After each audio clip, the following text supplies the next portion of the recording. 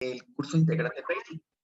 Este, pues les invito a que se integren con nosotros, que se incorporen acá a nuestra cuarta clase de historia para resolver todas las dudas que tengan respecto a los temas más importantes que pues siempre preguntan en los exámenes de ingreso.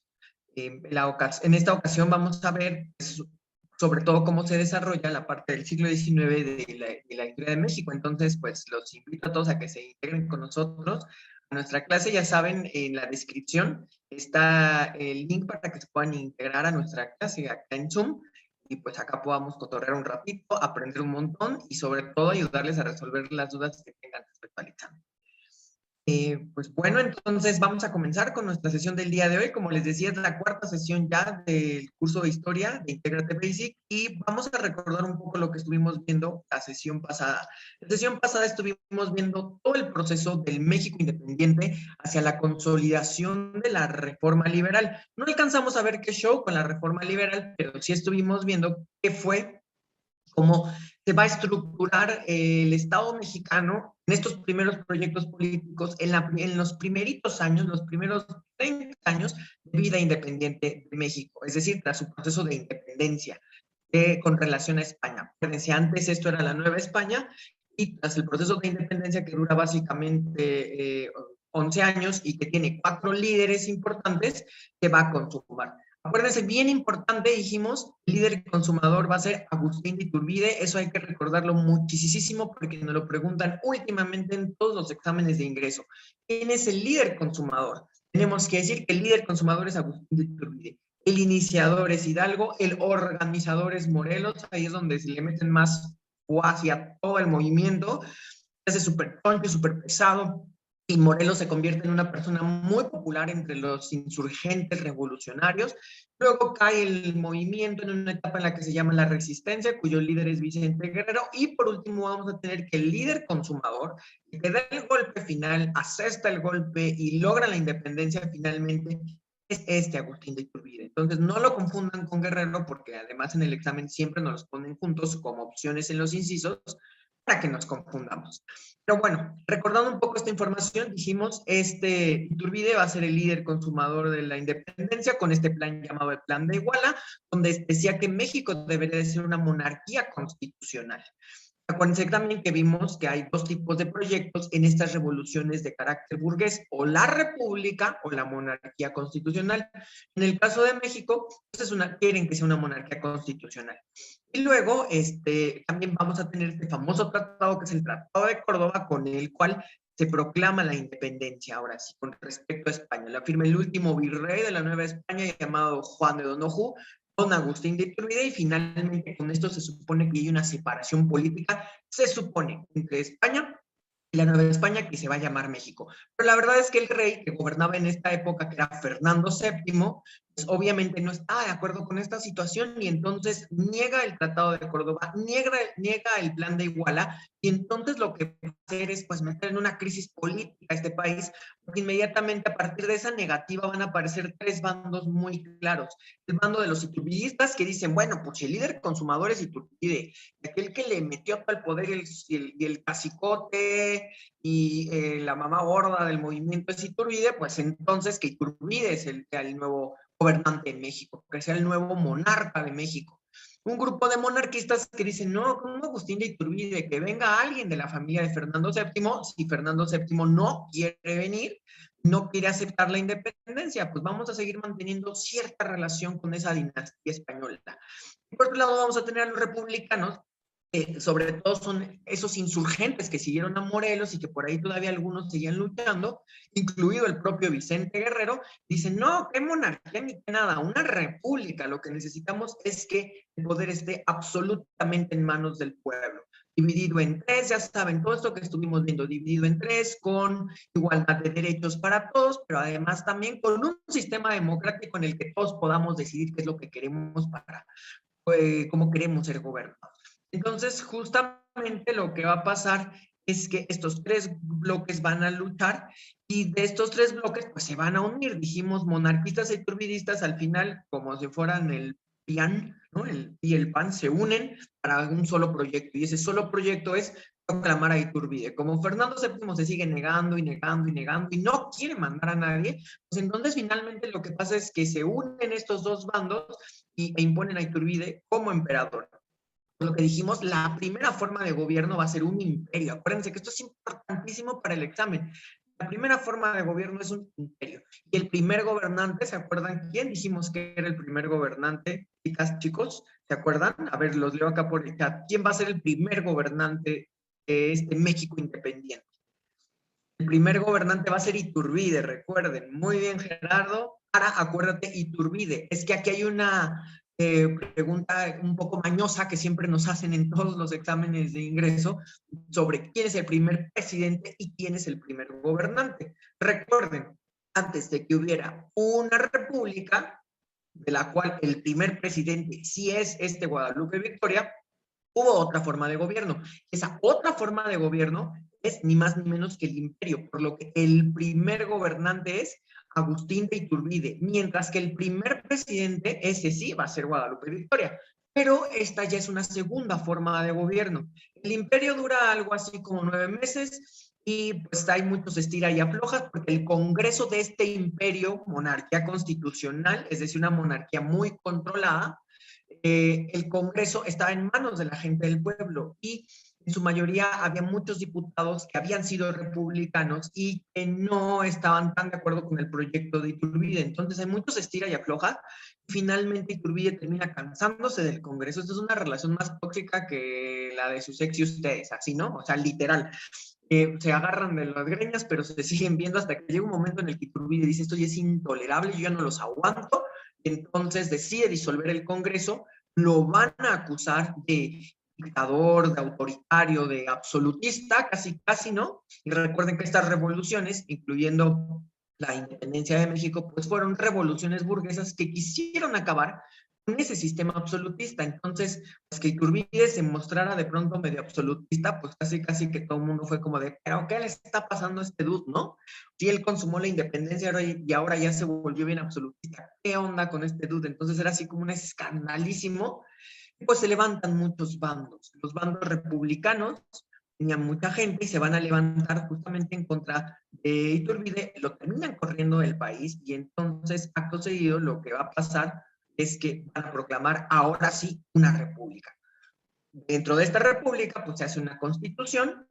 Esa constitución es la constitución de 1824 y esa constitución establece que México es una república federal, una república con un sistema federal. Es decir, se integra por una cantidad de estados que todos son autónomos. Todos van a poder hacer sus propias leyes, todos van a poder hacer sus propias constituciones, aunque esas constituciones se tienen que parecer a la Constitución General. ¿Okay? Este sistema es un sistema muy liberal.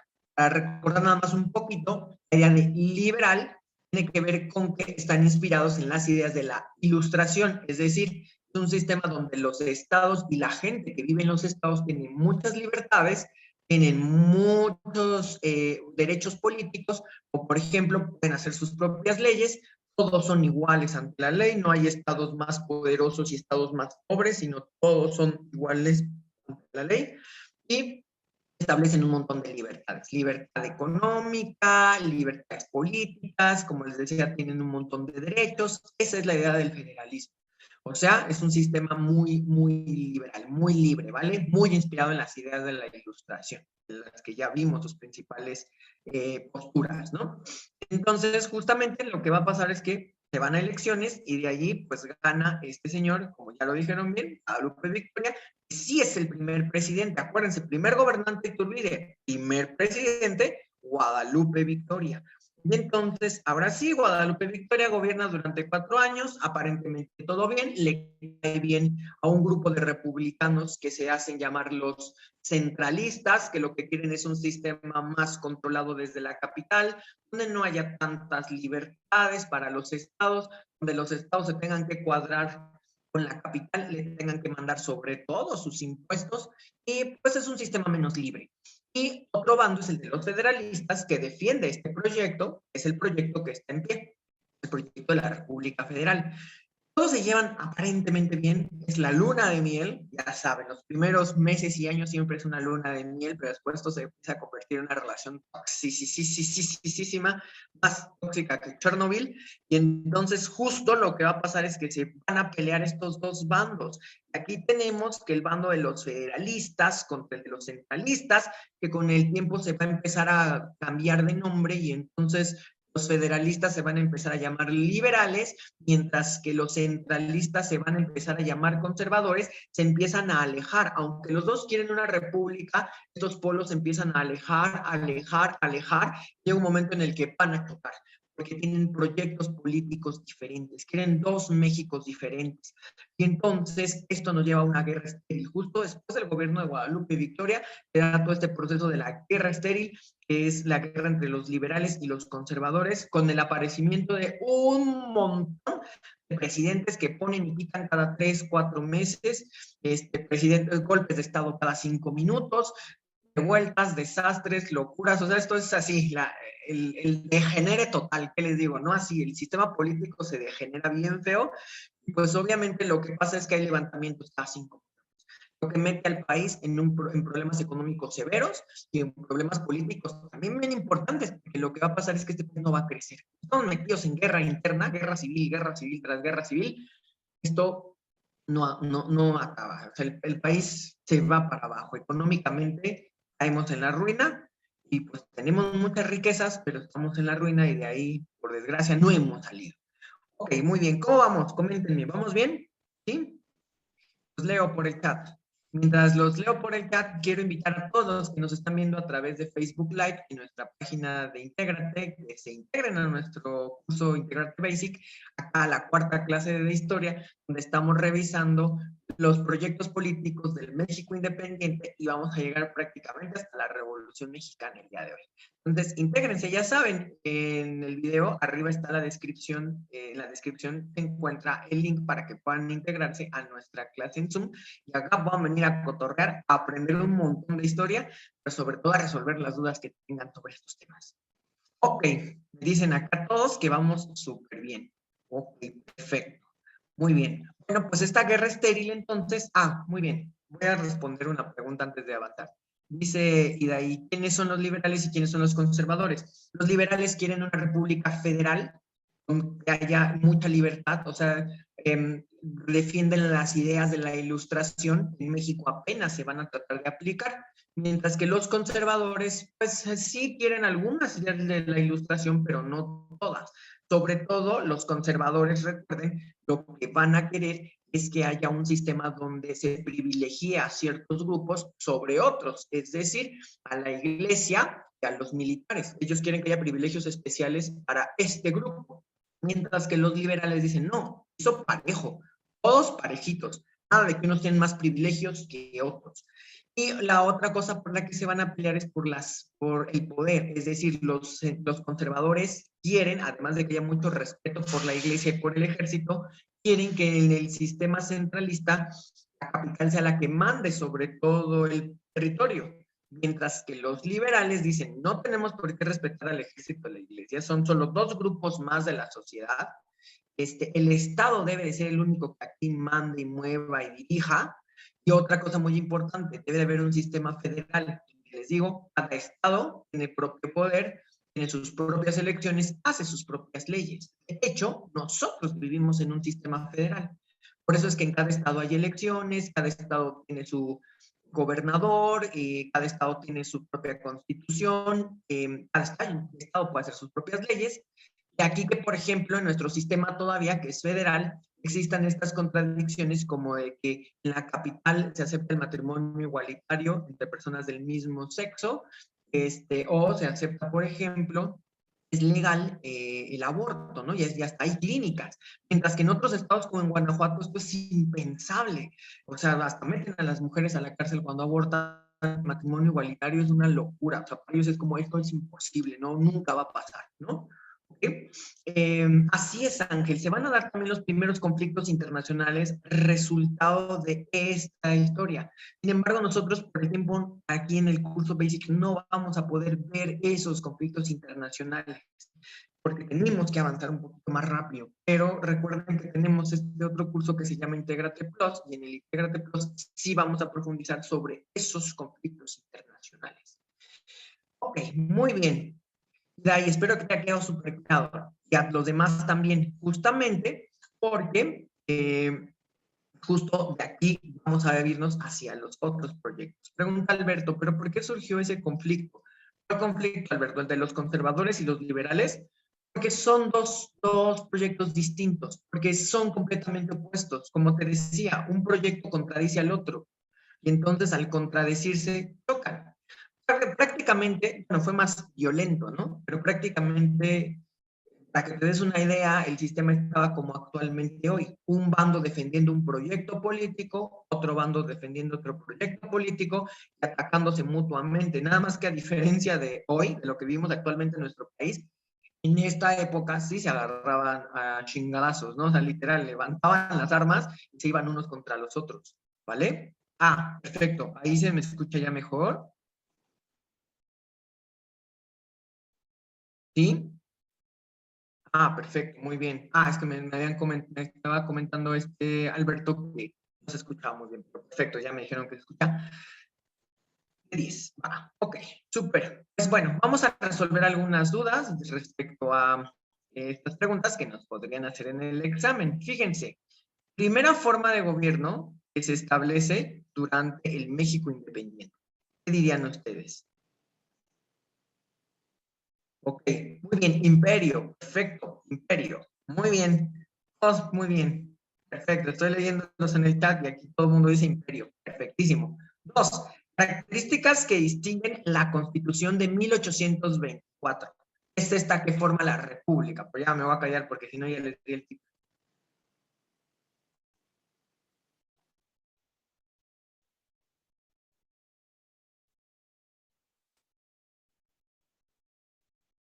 Ok, ¿qué dicen? ¿Cuál será?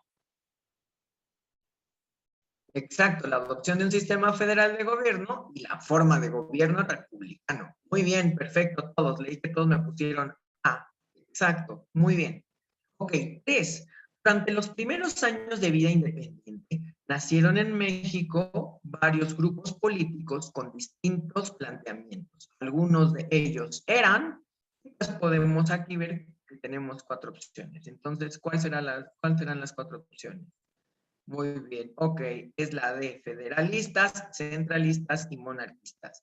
Los federalistas y los centralistas son republicanos, los monarquistas pues quieren una monarquía. Arriba nos dice monarquistas, socialistas y centralistas. No hay socialistas porque en México no hay fábricas. Si no hay fábricas, no hay movimiento obrero. Si no hay movimiento obrero, esto no deriva en un pensamiento socialista. Además dijimos, el pensamiento socialista surge en Europa a partir de 1850, o sea, ya muy, muy tarde. Ahorita estamos hablando de que son los años 20 y 30, más o menos, lo que acabamos de ver.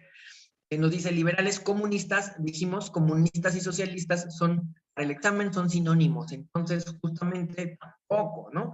Hace monarquistas, republicanos y anarquistas. Los anarquistas son un tipo de socialistas. Entonces, otra vez, no hay movimiento obrero, no hay pensamiento socialista, no hay fábricas en México, entonces no hay obreros. Por lo tanto, las condiciones de explotación que se viven en la fábrica no son conocidas por la gente de este país. Sí viven explotados, sí, pero de otra manera. Entonces, justamente eso hace que aquí no haya pensamiento socialista hasta ahorita. ¿Cuándo llega el pensamiento socialista a México? Ahorita lo vamos a ver un poquito más adelante. Tiene que ver con las fábricas. Seguro ya ahí le estoy dando yo un spoilerazo, ¿no? El movimiento obrero siempre va ligado a las fábricas. Entonces, ¿hasta cuándo llegan las fábricas al país? Eso es un super spoiler que vamos a ver un poquito más adelante, ¿vale? Ok, vamos a hablar sobre, ahora sí, el México liberal. Se va a construir una senda muy importante hacia el México liberal, pero va a estar muy marcada de sangre, de conflictos, de peleas. La guerra entre los conservadores centralistas y los federales liberales va a seguir y seguir y seguir. Estos son así bien necios y se pelean y se dan hasta con la cubeta, hasta se avientan el tlacuache, avientan hasta la abuelita así para pelearse unos contra los otros. Y a veces ganan unos y a veces ganan otros. Justamente lo que va a pasar es que antes de la construcción del México liberal vamos a tener la dictadura de Santa Anna, la última de las dictaduras. Santa Anna estuvo básicamente 32 veces en el poder, se iba y regresaba, ¿no? Era un sujeto que pues, quería la fama, la gloria, la fortuna, sobre todo la fortuna, no le interesaba tanto gobernar, pero era un político y militar muy importante en su época, entonces lo buscaban siempre para dar golpes de Estado. Justo durante la última dictadura de Santa Anna, dos cosas van a ser muy importantes para acabar con la popularidad de este sujeto.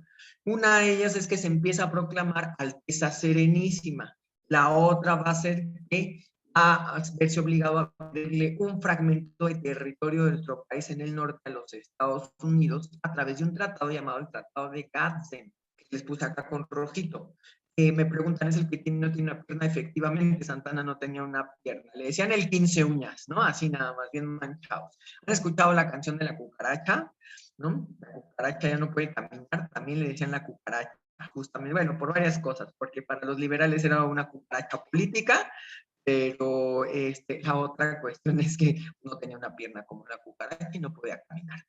Me preguntan, ¿este tema ya es liberal? Ya vamos a ver cómo los liberales se imponen, digamos así, al proyecto conservador. Les va a costar también, no va a ser tan sencillo, justamente. Ok, vale. Entonces me preguntan, ¿no tenía una pierna? Sí, no tenía una pierna. Lo importante acá del tenía o no tenía la pierna es que se proclama Alteza Serenísima. Esto ya suena que quiere imponer nuevamente una monarquía. Y por otro lado, vende este pedazo de tierra a los Estados Unidos con el Tratado de Gadsden, que nos lo preguntan mucho para los que van para Área 2 en la UNAM, sobre todo. No lo he visto más que en la UNAM para Área 2. Y entonces, pues pongan mucha atención en eso, porque nos dicen, ¿qué dice el Tratado de Gadsden?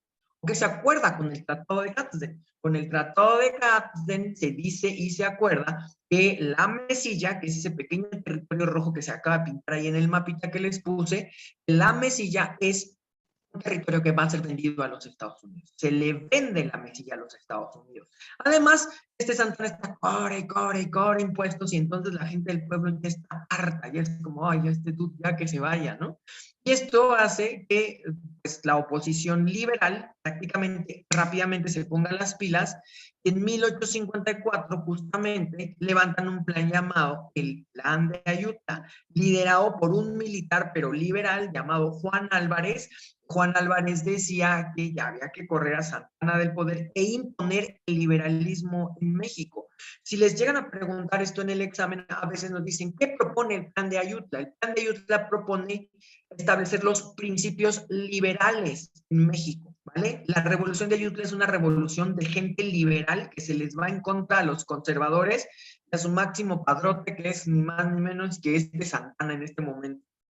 Y entonces, ¿quién lo lidera? Juan Álvarez. También nos han llegado a preguntar, ¿quién es el líder que organiza y proclama el Plan de Ayutla? Ese líder es ni más ni menos que este señor que están viendo acá, Juan Álvarez. Entonces, van a chocar estos dos proyectos políticos. La revolución inicia en Guerrero y de ahí se va a generar hacia otras partes del país y finalmente a Santana no le queda otra más que salir corriendo del país, se va y ya, no lo volvemos a ver anymore. Nunca, nunca más. Así ya se fue. Adiós, bye. Bye. Se murió la cucaracha, se murió el 15 años. Políticamente, todavía vivió muchos años más. Entonces, justamente a partir de que Juan Álvarez proclama el Plan de Ayutla, lo que vamos a ver es que se da el primer gobierno liberal ya, como tal, ¿vale? Ok. Azucena pregunta, entonces Juan Álvarez quería correr a Santana, sí, lo querían ya retirar del poder, era como ya que se vaya este man. Entonces eso es justamente lo que hace el Plan de Ayutla, sacar a Santana de la jugada, correrlo del poder, correrlo del país y ya, ¿no? Que sea, pues era el gallo, digamos, de los conservadores. Van a buscar otros gallos, los conservadores, pero así el jefe, la mamá gorda, el toncho, era ni más ni menos que Santana. Sin Santana en la jugada, pues les digo, pues harán agarrar a otros líderes. También él fue gente muy importante, pero de la que casi no conocemos, pues porque no nos hablan de esto en la escuela. Pero bueno, esa es otra historia. El gobierno de Comonfort, justamente, es el primer gobierno liberal. Esto sobre el gobierno de Comonfort nos preguntan más en el examen de la UAM, más que en el de la UNAM. No he visto que pregunten casi cosas del gobierno de Comonfort. ¿Quién es Ignacio Comonfort? También es militar, amigo de Juan Álvarez, así se llevan de de ombligo, y además pues, son compas, ¿no? Y lo pone en el poder, es el nuevo presidente, y bueno, pues lo que va a buscar este Comonfort es lo mismo, imponer el liberalismo. Por eso nuestro tema se llama Rumbo al México Liberal. Pero Comonfort es un liberal más moderado, es decir, es más tranqui, no está tan alocado. Es que los liberales radicales son, imagínense, les dicen puros o purillos, ¿no? Están locos, o sea, es como de, y así se me hace. Y en este momento, y si no, empiezan a tirar madre y media, ¿no? Así están, tienen ideas muy revolucionarias para su momento, pero sí están bastante, están al high, ¿no? O sea, están súper turbo, así. Entonces, como Ford es como, no, más tranquilo, más calmado, dice él, sí, vamos a hacer transformaciones en el país liberales, pero vamos más despacio. Por ejemplo, no podemos quitar de tajo el poder de la iglesia. Hay que negociar y hay que buscar la manera. La gente en este país es ultra católica. Y aunque las ideas liberales que derivan de esa ilustración que vimos hace algunas clases atrás, propone, por ejemplo, ya no creer en supersticiones ni en ideas religiosas que no pueden ser justificadas. En México era imposible en esta época dar el culto a la Virgencita de Guadalupe o a algunos santos. De hecho, hoy en día todavía ni siquiera se puede erradicar, ustedes lo han visto, ¿no? Lo hemos visto, ¿no? Que San Juditas ya iba todo el mundo, que el San no sé quién ya iba todo el mundo, que la Virgencita, pues ya ni les digo, ¿no? Yo que vivo por acá, por cerca de la avenida Zaragoza, bueno, se atasca la avenida y tamborazos y cohetes y tamborazos todo diciembre. Entonces, imagínense, ahora llévenlo a esta época, pues es imposible. Entonces, pues como Ford lo que quiere es como introducir poquito a poco el liberalismo. Y durante su época, sin embargo, se van a hacer grandes cambios importantes. Esos grandes cambios importantes son 4 leyes liberales, así se les llaman las leyes liberales, aparecen así en el examen, cuando se las pregunten, recuerden que las leyes liberales son estas 4. La ley La Fragua, de libertad de imprenta. En este país no había libertad de imprenta, no se podía escribir y publicar lo que uno quisiera, y a través de esta ley se supone que el Estado protege a las personas que quieran publicar lo que quieran decir. Esto es igual a libertad de expresión. Viene la ley de Juárez, aquí aparece ya don Benito, siempre vivo y recordado Juárez, ¿no? Y entonces don Benito, el papá de todos Juárez, justamente, pues habla de una ley llamada Ley Juárez, que acuérdense, acaba con los privilegios de los tribunales militares. ¿Qué es esto? Los militares tenían otra ley, entonces cometían los mismos delitos que personas, pero recibían sanciones o sentencias más bajas, menos años de sentencia, con sentencias más light, mucho más light de lo que la gente del pueblo común y corriente. Entonces tenían privilegios, claro. O sea, imagínense, si ustedes se robaban un pan, igual ya hasta les mochaban la mano, porque en esta época todavía bien broncos, ¿no? Todavía la ley establecía que podía haber sanciones corporales, es decir, les podían mochar una mano, los podían latiguear, los podían ahorcar, ese tipo de cosas, sí cometían un delito, ¿no? Pero a los militares no, los militares estaban como privilegiados, no los tocaba tanto la ley. Y entonces Juárez dice, no, pues si va a ser parejo, aquí todos parejos, papás. Y entonces justo con la ley Juárez, con los privilegios de los tribunales militares, a partir de ese momento, en teoría, los militares ya son juzgados por el fuero civil, es decir, por la ley civil, es decir, parejo con todos, ¿no? A todos les va a aplicar la misma ley. Esto es igual a la igualdad jurídica. Ya habíamos visto que habían planteado en la ilustración. Pregunta Alberto, ¿qué son los tribunales? Los tribunales es donde se dirige la sentencia, justamente, las cortes. Es ahí donde el juez te dice, hiciste esto, esta es la sentencia por tu caso, por el delito que cometiste. ¿Ah? Entonces, pues ellos tenían tribunales especiales, porque tenían derechos y leyes especiales. Otra ley muy importante finalmente va a ser la ley Lerdo.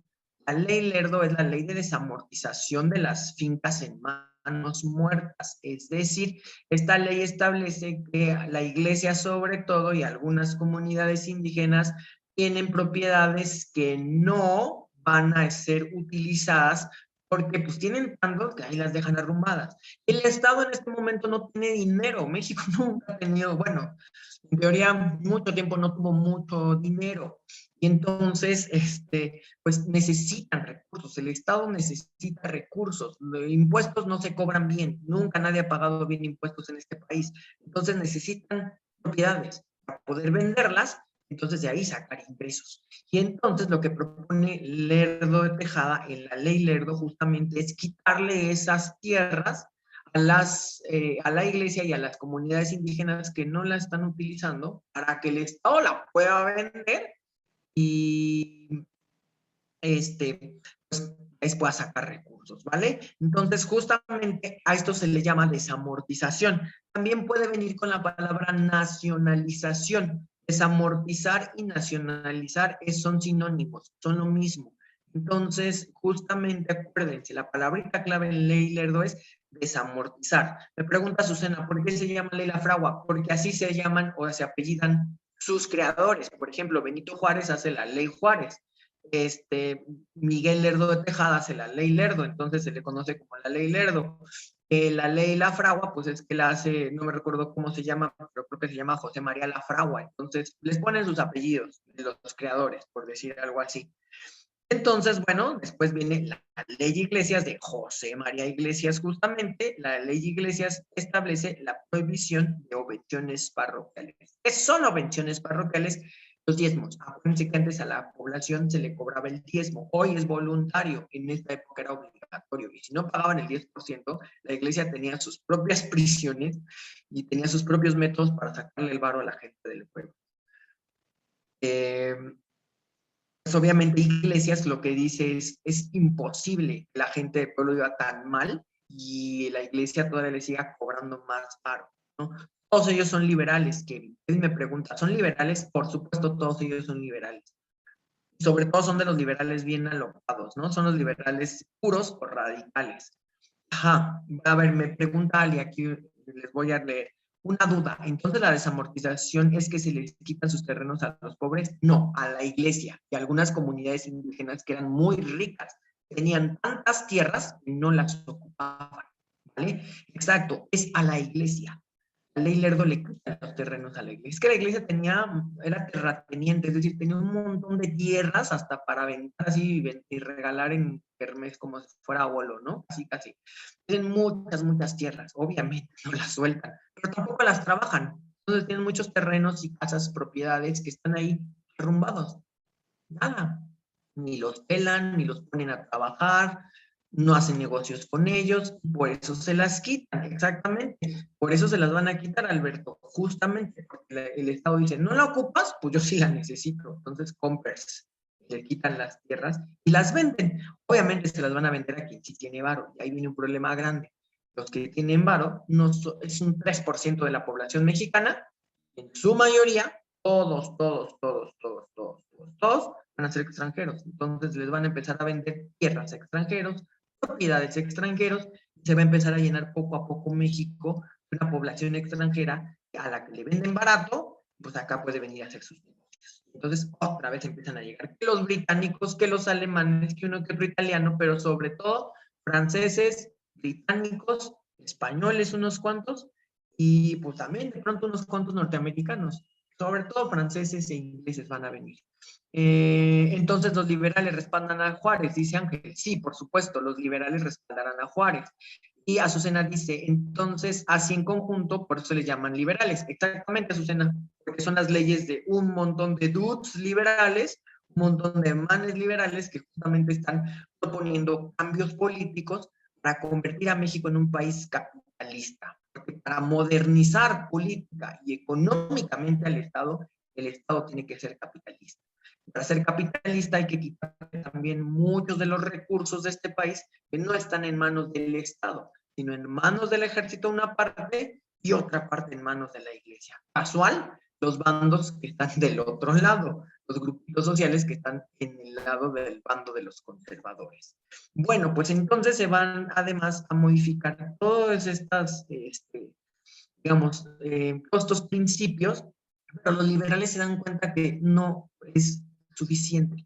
Lo que se va a necesitar es cambiar por completo al país. 4 leyes no le van a hacer un gran cambio al país. Se necesita casi volver a hacer el país. Y entonces se necesita volver a hacer una constitución con leyes puramente liberales, quitando esto de los privilegios de la iglesia, que la educación estaba en manos de la iglesia, que la iglesia tenía muchas tierras, que el ejército también, o sea, quitando como ciertos derechos y atributos que antes sí tenía la iglesia y que tenía el ejército cuando se inició la Primera República. Justamente esta Segunda República que nace en 1857 es una república federal con una ideología liberal donde establece ahora sí ya la separación entre la iglesia y el Estado e incorpora la idea de que en México hay garantías civiles, es decir, derechos del pueblo. Y obviamente incorporan una sección que es como tipo la Declaración de los Derechos del Hombre y del Ciudadano, pero a la mexicana, que nosotros la conocemos como las garantías civiles. Y esas garantías civiles son los primeros 29 artículos de la Constitución. Entonces, justo lo que van a hacer es incorporar todo esto. A ver, vamos a ver. Ángel me dice, entonces los liberales respaldaron a Juárez y ya les había respondido que sí, lo super respaldaron. Y los conservadores nombran a Zuluaga. Ah, sí, pero ahorita, Ángel, tranquilo, no nos vayamos más adelante. Vamos paso por paso. Esta constitución es liberal, pero como les digo, es una república liberal con una ideología tremendamente liberal. Eso es lo que tenemos que recordar para el examen, por eso les hago tanto hincapié en esto y una separación tremenda entre la iglesia y el Estado. Lo que quieren es que la iglesia ya no se meta en los asuntos políticos y el Estado ser el único que lleve la dirección política del país. Y además que se impongan garantías civiles, derechos igualitos para todos. Y esto es lo que asusta a los grupos más conservadores, que como bien dice Ángel acá en el chat, van a buscar un nuevo gallo para rápidamente ponerse en contra de esta constitución. Se proclama la constitución, todo padre, todo chido, pero finalmente lo que va a pasar es que vamos a, pues, a experimentar una serie de problemas, ¿no? Esos problemas nos llevarán a la guerra de reforma. Pero hasta aquí, ¿cómo van? ¿Cómo vamos? ¿Todo bien? ¿Sí vamos perfecto? Coméntenme, ¿qué dudas tienen hasta este momento? Excelente, ¿todo bien? ¿Sí? Perfecto, muy bien. Ok, todo correcto. Vale, perfecto. Ok, bueno, pues esto nos va a llevar a una serie de conflictos muy importantes como la guerra de reforma y por otro lado también la segunda intervención francesa. Este, muy bien, pero antes de iniciar con esta segunda parte del tema, vamos a descansar un poquito, ¿vale? Vamos a tratar de, pues, relajarnos un poquito. Vamos a tomar unos 10 minutitos de descanso y los veo después de estos 10 minutitos para que podamos continuar con nuestra sesión del día de hoy, ¿vale? Entonces los veo aquí a las 9:56. ¿De acuerdo? Vayan a tomar un poquito de agua, ahorita despabilense un poquito, enfrienten tantito la cabeza y regresamos en 10 minutitos, ¿de acuerdo?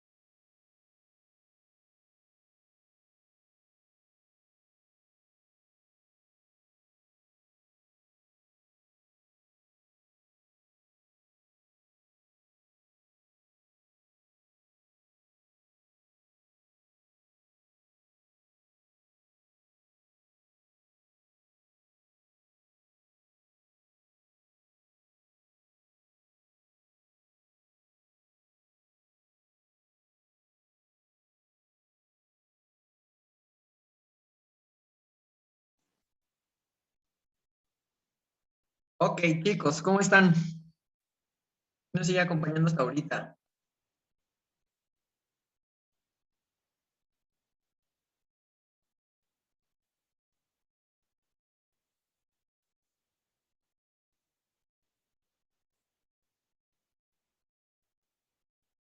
Ok, muy bien. No, pues nada más para recordarles que nos vemos aquí a las 6, 4 minutitos más, sobre todo a los que nos están viendo en Facebook Live. Entonces, a las 10 de la mañana comenzamos nuevamente con la clase para recuperar todas estas ideas.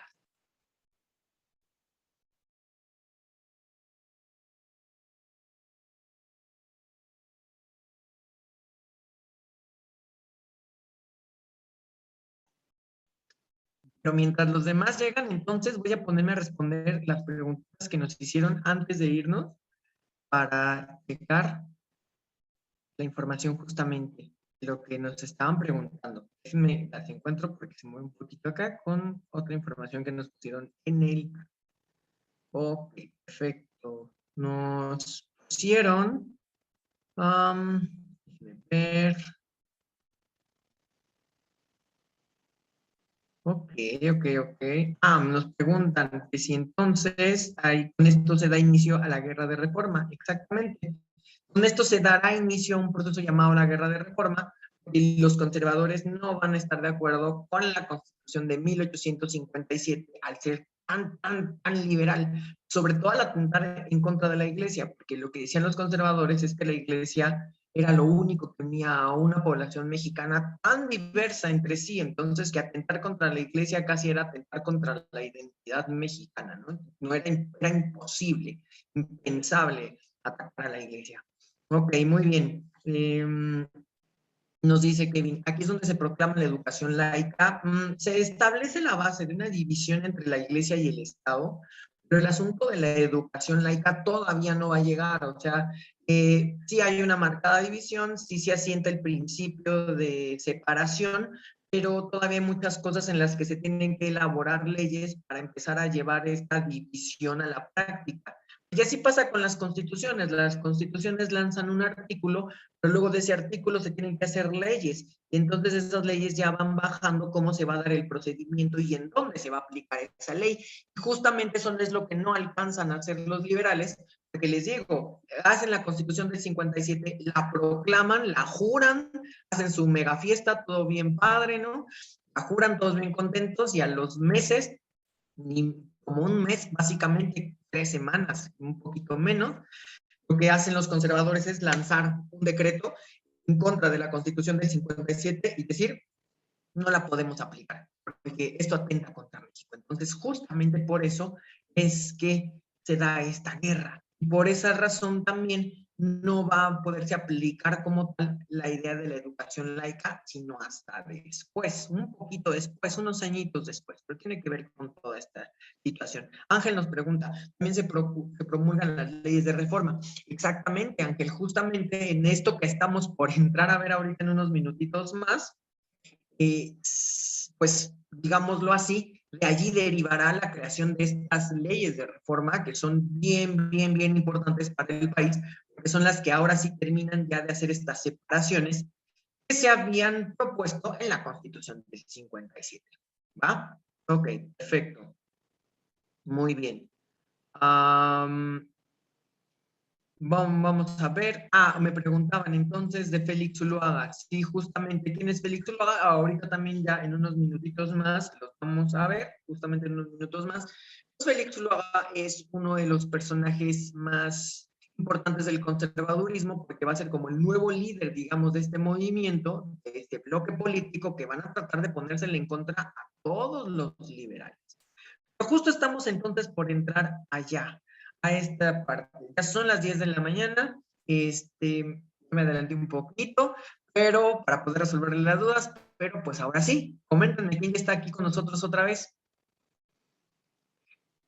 Y también quería pues invitar a todos los que nos están observando a través de nuestra página Intégrate, Facebook Live, que se integren a nuestra cuarta clase de historia, donde estamos revisando el proceso de construcción del Estado mexicano obviamente siempre puntualizándolo a lo que necesitamos, solo lo que necesitamos para el examen. A lo mejor un par de detallitos más, pero que tienen que ver con el chisme para entender lo que necesitamos para el examen. No más que eso. Acuérdense que justamente nosotros hacemos esta parte de darles lo que necesitan para el examen y no más choro, porque luego así pasan las clases de historia, ¿no? Que se empiezan a tirar choro, choro, choro y uno ya no sabe ni por dónde tiene que ir, qué es lo que tiene que estudiar. Bueno, eso no pasa con nosotros. Acá en Intégrate, con nosotros es lo que se necesita para el examen, nada más y nada menos lo que vemos en cada sesión. Entonces, pues estábamos viendo la construcción de este México liberal, por lo que los invito justamente a que se integren a nuestra cuarta clase de historia del curso Integrate Basic. Acuérdense que este curso es completamente gratuito, entonces pueden ustedes entrar acá con nosotros. En la descripción del video se encuentra la liga para que se integren a nuestra clase. Acá podamos cotorrear un ratito, aprender mucho, sobre todo que es el principal objetivo, y sobre todo ir desmenuzando esta información importantísima para todos los exámenes de ingreso. Entonces los espero acá para que pues, todavía tenemos para que se integren con nosotros. Ok, muy bien. Voy a leer algunas otras dudas que hay acá. Ok, vale, vale. Ok,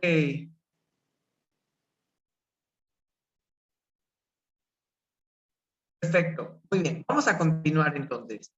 Eh, lo que vamos a ver es la guerra de reforma. La guerra de reforma va a ser este conflicto justamente en el que pues, van a luchar estos dos bandos políticos, el bando de los liberales y el bando de los conservadores. El bando de los liberales van a estar defendiendo la Constitución del 57, mientras que el bando de los conservadores, pues lo que va a hacer es tratar de oponerse a esta Constitución. Como ya sabemos, la Constitución es liberal y lo que busca es el fortalecimiento económico y político del Estado a través de imponer el liberalismo y un sistema económico que se llama el capitalismo, ¿vale? Pero rápidamente lo que va a pasar es que los conservadores proclaman este famoso plan llamado el Plan de Tacubaya. Con el plan de Tacubaya lo que va a pasar es que los conservadores se ponen en contra de la Constitución del 57 y eso hay que recordarlo muchísimo para el examen porque nos lo preguntan constantemente. ¿Qué propone el plan de Tacubaya? El plan de Tacubaya propone desconocer la Constitución del 57. El plan de Tacubaya es un plan conservador levantado por un grupo considerable de militares, gente de la iglesia, dirigido por un señor llamado Félix Zuluaga, exactamente. Muy bien, y entonces lo que va a pasar es que Ignacio Comonfort, el presidente que era del país en este momento, primero defiende la Constitución del 57, pero luego se retracta. Entonces, al retractarse, justamente se pasa del lado de los conservadores y como presidente que es, decreta el desconocimiento de esta Constitución del 57. Los liberales que antes eran amigos suyos se indignan y dicen, bueno, ¿qué le pasa a este man? Empiezan a levantar en contra de este Comonfort y Comonfort para evitar cualquier conflicto mayor, los mete a todos a la cárcel, incluyendo a Benito Juárez, ¿no? Que era ahí su compa. Entonces, justo lo que va a pasar es que lo que va a ocurrir con esta situación es que, pues, primero Comonfort como que duda, o después de unos días, o sea, Comonfort está súper contradictorio, hasta parece pato indeciso, ¿no? Así como de sí, no, sí, no. Comonfort de pronto dice como, ay, creo que sí hice mal, que sí estaba bien aplicar el liberalismo en México y metí a mis amigos a la cárcel. Entonces, después de haberse pasado al bando de los conservadores, se regresa al bando de los liberales, le entra el remordimiento, se regresa al bando de los liberales. Entonces, justamente lo que va a pasar en este momento es que pues, saca a todos los liberales de la cárcel. Yo sé que es un poco raro, ¿no? Ustedes van a decir, ¿qué onda? Pero saca a todos los liberales de la cárcel, se pone otra vez a favor de la Constitución del 57 y se van a la guerra en contra de los conservadores.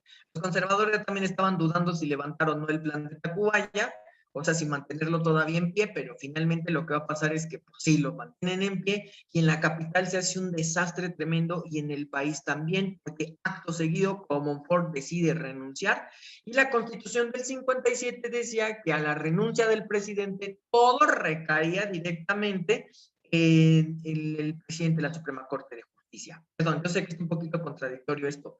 ¿Quién, me pregunta Alberto, quién se regresa? Ignacio Comonfort.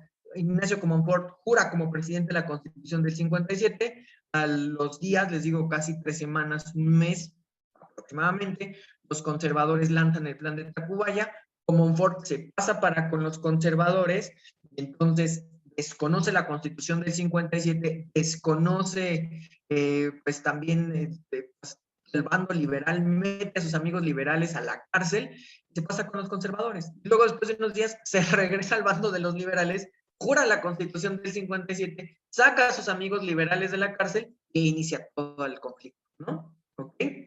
¿En quién recae el poder? Dice Carolina. Justamente nos regresamos a esta parte, Caro. El poder recae ni más ni menos que en el presidente de la Suprema Corte de Justicia. En ese momento era el 3 veces poderoso, el tío de todos, el que nos trae a nosotros nuestros juguetes en Navidad, Benito Juárez, ¿no? Ni más ni menos. Ese.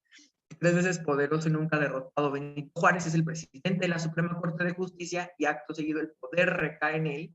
Juárez dice, y sí vamos a aplicar la Constitución del 57, y vamos a defender la reforma liberal, no hay de otra, y entonces estalla la guerra. Lo que acaban de ver ustedes en azul justamente es el papá de los pollitos, dije Gerardo, exactamente, el papá de los pollitos políticos, Gerardo. Lo que están viendo con azul justo es cómo se tiñe el mapa político de los estados que van a defender el proyecto liberal, y Juárez lo que hace es salirse de la capital, porque Tacubaya, imagínense, Tacubaya está aquí bien cerquita de la ciudad, ¿no? De Palacio Nacional, entonces se sale de la ciudad, se va por diferentes estados, pero finalmente va a ir a dar a Veracruz, y eso es lo que nos interesa para el examen. ¿A dónde va a ir a dar? Va a ir a dar a Veracruz, y allí en Veracruz justamente va a imponer un gobierno liberal. Pero paralelamente, al mismo tiempo, los conservadores lo que van a hacer es crear su propio gobierno y un grupo de estados, que ya son los restantes que ustedes van a ver acá, se van a proclamar a favor de los conservadores. El gobierno conservador va a tener sede en Tacubaya. Entonces, justo ahí tenemos, está el obispo de la iglesia, están dos personajes muy importantes, Zuluaga y Miguel Miramón. Félix Zuluaga es el señor de atrás, que yo siempre digo que se parece a Vicente Fox, y el otro, el que trae la bandera presidencial, es Miguel Miramón, el presidente más joven de este país. Los dos son conservadores y pues los dos van a ser presidentes de esta república conservadora. Entonces, así van a chocar estos dos bandos. Hay una pregunta muy recurrente en el examen de la UAM, sobre todo, en el que nos dicen, ¿cuál es el conflicto del México del siglo XIX? Estamos en los 1800, acuérdense que a saber en términos de siglo, lo único que tenemos que hacer es sumarle 1, es decir, si estamos en el 18, le sumamos 1, 19, y ya, sabemos que 19 son los 1800, ¿no? Entonces nos dice la pregunta, ¿cuál es el conflicto del México del siglo XIX en el que existen dos gobiernos de manera simultánea? Es el único conflicto donde van a existir dos gobiernos, dos repúblicas al mismo tiempo, donde se polariza el país, digamos, Civil War, ¿no? Team Benito Juárez, Team Zuluaga y Miramón, y entonces se rompe así la vida política del país y se enfrentan estos dos bandos, ¿no? Así que, ¿team serían ustedes? ¿Benito Juárez o Team Zuluaga y Miramón? Team liberal, team conservador, justamente. Juárez representa al gobierno liberal, está en Veracruz. Los conservadores están en Tacubaya y representan, pues obviamente, este gobierno que se pone en contra de la Constitución del 57. Por supuesto, Juárez defiende la Constitución del 57. Hasta aquí vamos súper bien, ¿sí? ¿Ok? Eso es lo que generalmente nos preguntan en el examen. Entonces, ¿ok? Dice el plan de Tacubaya y cuál es el conflicto en el que tenemos dos gobiernos simultáneos o paralelos. Así a veces también nos lo dicen, ¿no? Es decir, al mismo tiempo actuando y luchando. Dice que Viniel es Team Chaparrito, ¿no? O sea, Team Benito Juárez. Muy bien, ok. Bueno, pues aquí hay una cuestión importante. El gobierno liberal no tiene casi recursos. Los gobiernos conservadores sí tienen muchos recursos. Hay una constante pregunta de examen para la UNAM, esto sí, donde nos dice, ¿cuál es la principal característica de los gobiernos de Juárez? Y el asunto con Juárez es que nunca tiene dinero. La respuesta es, nunca tiene fondos, nunca tiene dinero, nunca tiene recursos. Puede venir presentada así la respuesta. Pero cuando les pregunten justamente por cuáles son la principal característica, la principal característica del gobierno de Benito Juárez, o de los gobiernos de Benito Juárez es que nunca tienen dinero, no tienen recursos. El otro lado, el gobierno conservador, claro que sí tiene recursos, tiene todo el poder económico de la iglesia y todo el poder económico y militar y la experiencia militar de un montón de militares conservadores. Eran ya más grandes, que muchos se habían preparado a las siguientes generaciones, pero esos originales generales del ejército conservador, del bando conservador, pues habían luchado de la guerra de independencia, entonces sí tenían experiencia. Los generales liberales apenas estaban formando sus experiencias militares, entonces pues esa es la cuestión. Juárez, pues como no tiene recursos, lo que va a hacer es proclamar las leyes de reforma. En dos sentidos. Una, necesita varo. Dos, otra cosa muy importante es que quiere aplicar ahora sí los principios de la Constitución del 57. Entonces, con las leyes de reforma, que son redactadas por Benito Juárez, se da ahora sí la separación entre la Iglesia y el Estado, ¿vale? ¿Ok? Sí, pues estos se van a estar peleando durante 3 años. Por eso, básicamente, también a esta guerra se le conoce como la guerra de los 3 años, la guerra de reforma o de los 3 años. Se pelean del 57 hasta el 61, de la Navidad del 57 a la Navidad del 61 se van a estar ahí golpeando y dando hasta con la cubeta, ¿no? Y entonces, bueno, estas leyes de reforma, pues es un gran atrevimiento por parte de Benito Juárez. O sea, los conservadores dicen, ¿y este perro cómo se atreve? Todavía de que está perdiendo casi la guerra, no tienen dinero, todavía nos avientan las leyes de reforma, pues qué clase de sujeto es, quién se siente o qué, ¿no? Juárez pues está allí, cada vez también va perdiendo más territorio en Veracruz, lo van empujando cada vez más hacia salir del continente, de nuestro territorio. De hecho, llega un momento en el que el gobierno liberal se queda en un puertito que se llama San Juan de Ulúa, que es una isla enfrente de Veracruz, y ahí está el gobierno resistiendo, o sea, van perdiendo porque no tienen recursos. Pero ¿qué es lo que pasa? Pues que llega el tío Sam, ¿no? El tío Sam siempre aprovecha. O sea, bajan los Estados Unidos y ven que Juárez está pasando la fatal y les dicen, te vamos a proponer un arreglo. Cédenos unos pedazos de territorio y te vamos a apoyar en esta guerra. Juárez lo duda mucho, pero al ver que cada vez lo están empujando más y más y más y más hacia afuera del territorio, que ya nada más está en la isla, va a terminar aceptando. Entonces va a firmar con los Estados Unidos un tratado llamado el Tratado McLean-Ocampo. Para las personas que vayan a presentar examen de área 3 y también para CCH de la UAM, este tratado es importantísimo porque siempre nos preguntan con quién se firma el tratado de McLean-Ocampo, con los Estados Unidos. El gobierno liberal va a ser apoyado por los Estados Unidos, mientras que los conservadores van a buscar apoyo especialmente de España con el tratado Mont-Almonte. Este señor Almonte, Almonte también es conservador. Los tratados llevan los apellidos de los embajadores de ambos países. Por ejemplo, McLean, MC Lane, pues es gringo, ¿no? Ocampo, pues es Melchor Ocampo, otro político liberal muy amigo de Juárez. Además, del otro lado, pues tenemos el Tratado Almonte, que se firma con apoyo de España. La intención justamente de este documento es pues, que les permitan, Cuba todavía sigue siendo de España, entonces que les permitieran de Cuba lanzar unos barcos para poder llegar por el océano, terminar de derrotar a Juárez. Y entonces ya se están preparando los barcos, esto aparece así, película de acción, porque se están preparando los barcos, están haciendo los barcos ahí en Cuba, zarpan los barcos, van a la mitad del tránsito para llegar hacia el puertito de San Juan de Ulúa y ahora sí agarrar y meterle una soga en el cuello a Juárez, cuando de pronto bajan las flotas norteamericanas y derriban las flotas conservadoras. Entonces lo que hacen después las flotas norteamericanas es llegar a San Juan de Ulúa, ir por Juárez, meterlo otra vez al territorio y empezar a empujar con apoyo del ejército liberal, porque les dan también armas, les dan dinero y todo, y entonces empiezan a empujar a los conservadores de regreso hacia la capital y deshacen a los conservadores. Entonces, justo con esto se termina este conflicto llamado la Guerra de Reforma o la Guerra de los 3 años, que termina en 1861. Pero, ¿se acuerdan cuál es la principal característica de los gobiernos de Juárez? Que se los acabo de decir. ¿Se acuerdan cuál es esa principal característica, chicas, chicos? ¿Qué caracteriza a los gobiernos de Juárez? ¿Qué ¿Qué pasa? No tiene varo, exactamente, Gerardo, muy bien, no tiene fondos, dice Andreina, sí, exactamente, Kevin.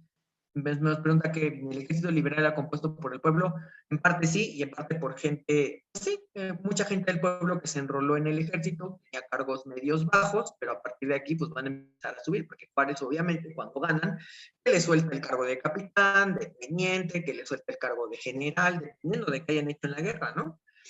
Ok, regresando con la pregunta, el gobierno de Juárez no tiene fondos y entonces esto nos va a meter en un conflicto muy grande a continuación que van a aprovechar los conservadores.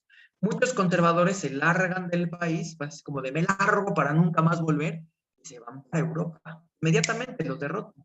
Y entonces, estando en Europa, empiezan a gestar un movimiento en contra del gobierno de Juárez pidiendo que intervengan otros países para salvar a México del degenerado Juárez, ¿no? Así decían ellos.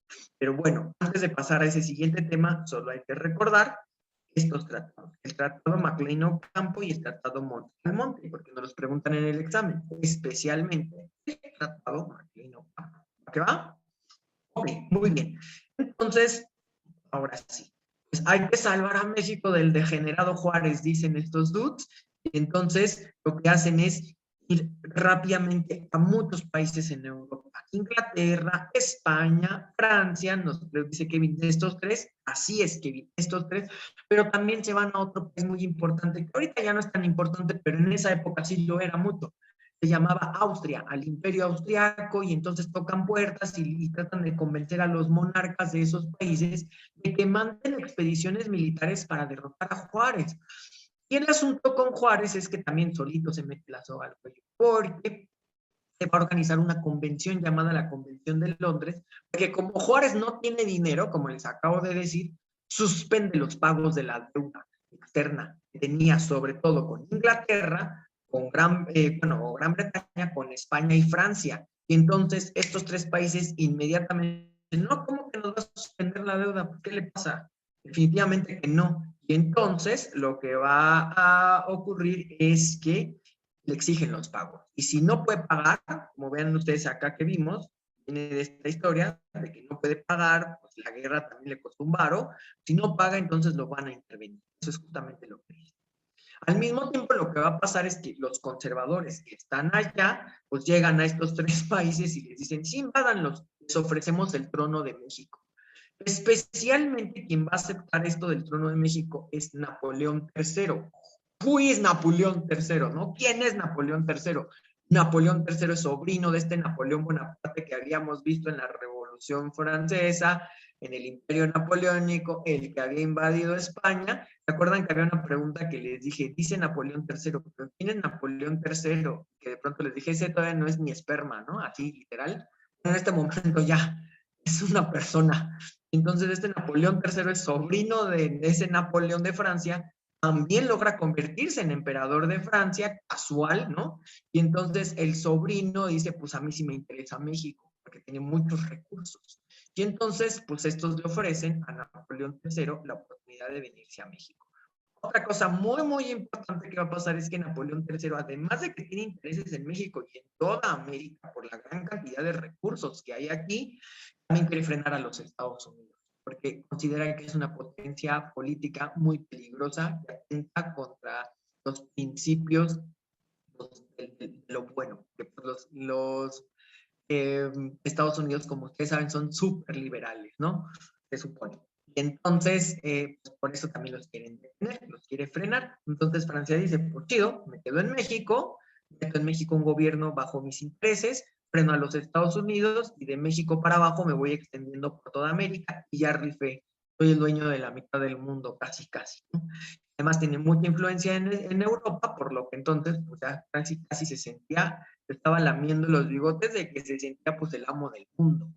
Entonces, justo lo que va a pasar aquí es que estos intereses expansionistas, este señor Napoleón III, véanlo acá, este es el sobrino, ya no tiene nada que ver con el Napoleón tío, el de la Revolución Francesa, pues bueno, este emperador es el que manda a invadir México en 1862.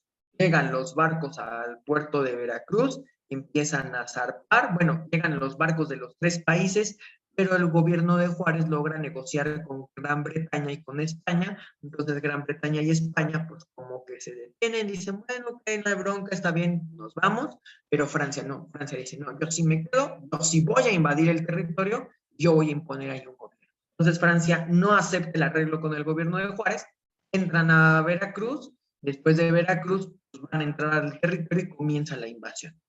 ¿Dónde los van a detener? Pues Juárez le ordena a Ignacio Zaragoza detenerlos en Puebla, ahí justamente, y pues ganan la batalla. Pues realmente es una cuestión pues, de que fue casi, casi obra del destino, porque el ejército francés era el más experimentado del mundo, entonces era imposible que pudieran ganarle, pero ese día llueve y pues ya no sirve su pólvora y entonces se agarran a machetazos y para agarrarse a machetazo y a golpe limpio, así un golpe meco, pues nada más y nada menos los mexicanos. Nosotros lo vemos en todos lados, ¿no? Como somos bien pleiteros, bajita la mano y entonces cualquier cosa nos queremos agarrar a golpes. Obviamente que gana el ejército mexicano, ¿no? Entonces lo que va a pasar es que se da esta batalla de Puebla, ¿no? Pero bueno, hay una pregunta muy importante del examen. Nos dice, ¿quién es el general que dirige la batalla del 5 de mayo en Puebla? Nada más nos dicen así. La respuesta es Ignacio Zaragoza, ¿no? Esta pregunta es muy recurrente en el examen de CCH de la UAM y también para los de área 3 y de área 4 del examen de la UNAM. En general, para los otros exámenes de ingreso es muy recurrente que aparezca esta pregunta sobre quién dirige la batalla del 5 de mayo de 1862 o quién es el general encargado. O sea, las preguntas van encaminadas a que nosotros digamos, pues el personaje es el general Ignacio Zaragoza. Total, en el 62 se van, pero en el 63 regresan y entonces ahora sí, imposible detenerlos, ocupan el territorio, llegan hasta la capital, Juárez se tiene que ir de la capital huyendo porque lo quieren obligar a renunciar, a firmar su renuncia, y entonces al mismo tiempo de que entra un gobierno que se llamó el gobierno de la regencia, Juárez se va del país, huye hacia el norte, esto se le conoce como la República Itinerante. Los militares liberales tratan de defender a Juárez hasta más donde puedan llegar, pero después, pues como el gobierno de Juárez no tiene recursos, cada quien se tiene que rascar con sus uñas, y entonces el gobierno se rompe, ¿sí? Que su gobierno de carreta, dice Kevin, exactamente, pues sí, así se le conoció, porque esto no es un gobierno, y esto justo es la característica que diferencia a la Guerra de Reforma, donde sí había dos gobiernos, a la segunda intervención francesa. La segunda intervención francesa, Juárez está resistiendo, pero como dice aquí bien Kevin en el chat, es un gobierno de carreta, es decir, no es un gobierno de adeveras. Aquí no manda, no hace decretos. Bueno, las fuentes dicen que hasta andaba vendiendo cazuelas de puerta en puerta ahí en el norte para sacar dinero. O sea, no, no es un gobierno. Ajá, por eso no es la segunda intervención francesa. Aunque ustedes puedan decir, oiga, pero profe Ale, pero Juárez estaba ahí en el norte, resistía. Pues sí, eso nos lo han vendido en la historia así de la SEP y de los libros de texto y lo que ustedes quieran, pero en realidad no es un gobierno, eso no es un gobierno. ¿Qué hacen los conservadores? Los conservadores sí imponen un gobierno. Van y buscan entonces al imperio francés un heredero y entonces le dicen a Napoleón III, tráenos, por favor, mándanos un heredero al trono para que funde una dinastía. Pero Napoleón III les dice, no, yo no voy a mandar a nadie de mi familia, ese país es de nopales y hectáreas de tierra, ni siquiera tiene drenaje ni luz eléctrica, yo no voy a mandar a nadie de mi familia.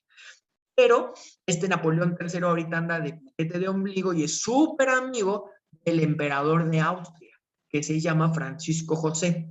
Y el emperador de Austria, casual, le quiere deshacer de su hermanito pequeño, porque Francisco José es conservador, mientras que su hermanito pequeño, heredero al trono, porque además Francisco José no puede tener hijos en este momento, quién sabe por qué no puede tener hijos, ¿no?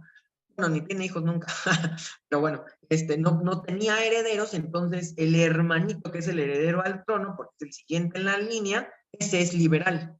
Y entonces el hermano es Maximiliano de Habsburgo, justamente, pero el hermano es liberal. Entonces este Francisco José el emperador dice, no, si yo dejo a este dude en mi lugar, va a ser un desmadre, va a desmadrar al imperio austriaco. Entonces, no le puedo dejar el imperio austriaco, tengo que deshacer de él. Y justo llega la propuesta, Napoleón III le dice, oye, yo no quiero México, yo nada más quiero los recursos de México.